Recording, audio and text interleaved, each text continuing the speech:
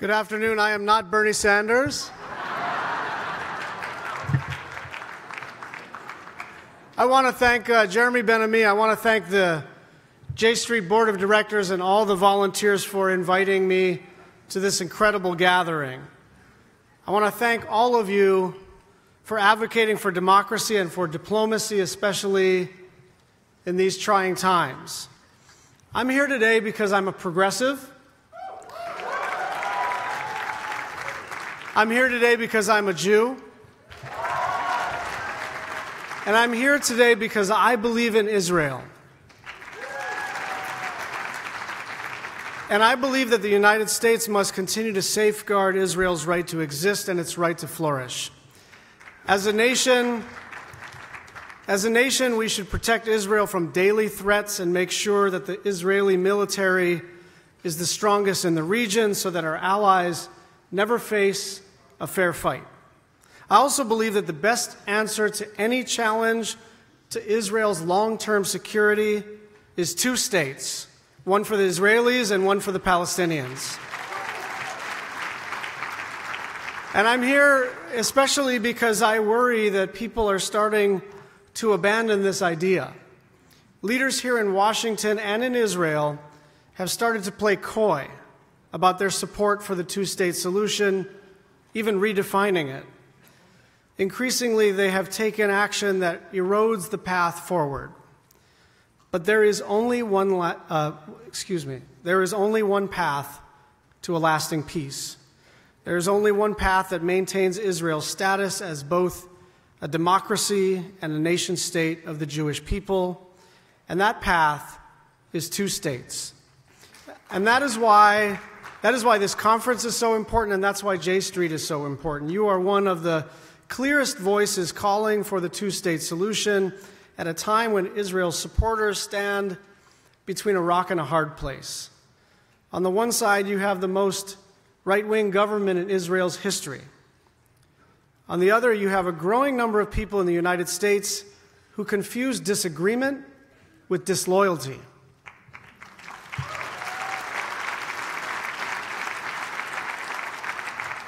55 years ago, Dr. Martin Luther King Jr. was sitting in a prison reading the newspaper when he came across an open letter from a group of clergymen.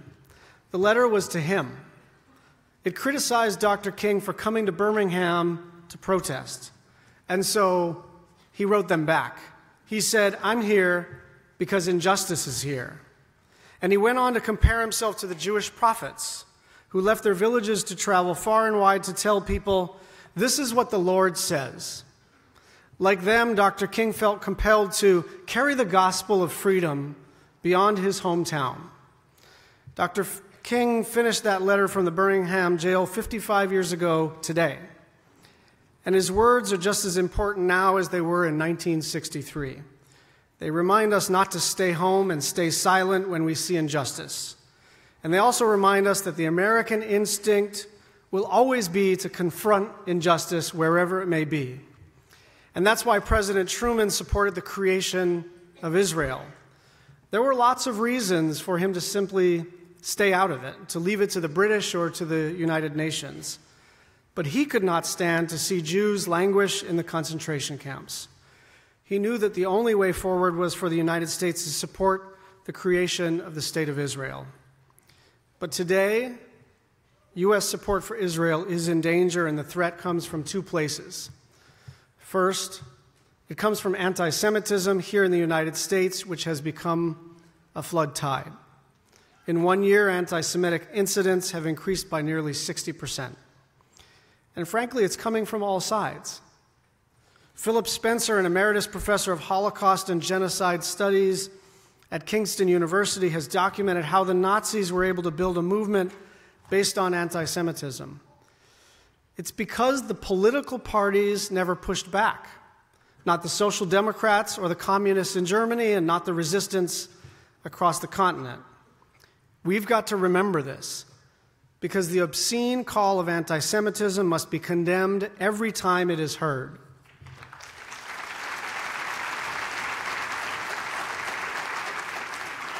And it's easy for us to look at another country or another political party and say, enough. do better. It is a tougher conversation when the problem is in our own tent. But we know that we cannot look the other way when people who would otherwise be our progressive allies speak out of ignorance or fear or convenience, and they cross a moral line. And so we need to engage in dialogue with people who don't understand, who have questions about Israel's founding and Israel's current actions. We have to engage, but we have to show people where the moral lines are. Which brings me to the second thread of American support for Israel, and that is the smothering of debate and dialogue here in the United States. The parameters around our debate have gotten dangerously out of control. It's to the point where if you're not willing to see the United States pick any fight on behalf of the Israeli government, then you're not a friend of Israel. But we should not be afraid of debates or disagreements. These are the marks of democracy, not to mention the essence of what it means to be Jewish.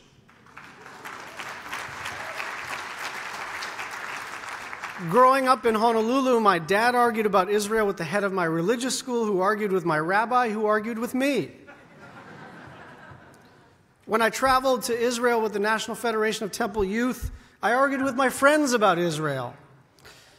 And while you're here this week, I expect that you will argue amongst yourselves. It's what we do.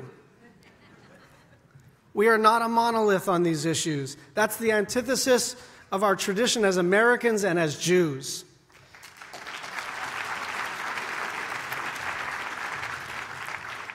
Instead of fearing debate, we should fear belligerence and blind devotion.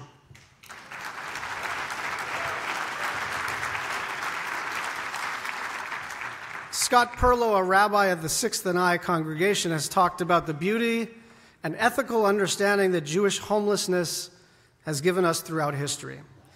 That remains true today. We can still bring great clarity to the Jewish moral vision. And it's in the Jewish interest for others in Israel and around the world to be able to listen to different perspectives. So here's my view. We should not go back on a two-state solution. We should not move the U.S. Embassy to Jerusalem except as a condition of a peace process.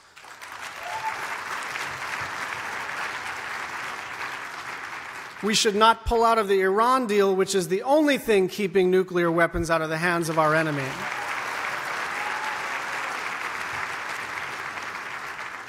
And we should take in as many refugees from Syria as we are capable of taking in.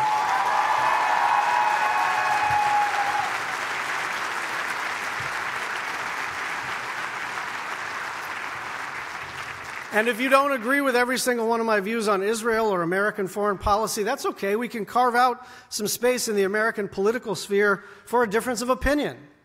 But at the moment, that space is far too small and far too private. If you look at my positions and put them in the 80s or 90s, they would be mainstream. If you compare my views on Israel to the views of the American public, right now I'd probably be right in the middle. But in Congress, I am on the left edge. And that cannot hold. In 2016, less than half of Jewish Americans felt that the Israeli government was sincere in its pursuit of peace. And younger Jews in the United States are even more doubtful. They are likely to say that the United States gives too much support for Israel. And we know that Israel faces the danger of anti-Semitism and the danger of foreign and domestic threats, but it also faces a more foundational danger if American political support for Israel is undermined. If we don't allow robust debate, if we don't allow people to feel comfortable to support the existence of Israel while questioning its government, periodically, then over time, the American-Israeli relationship itself will fray.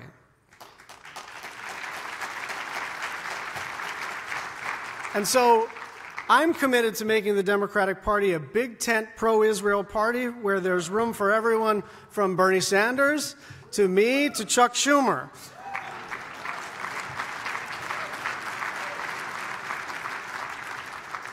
And I am committed to growing the number of progressives who care about Israel.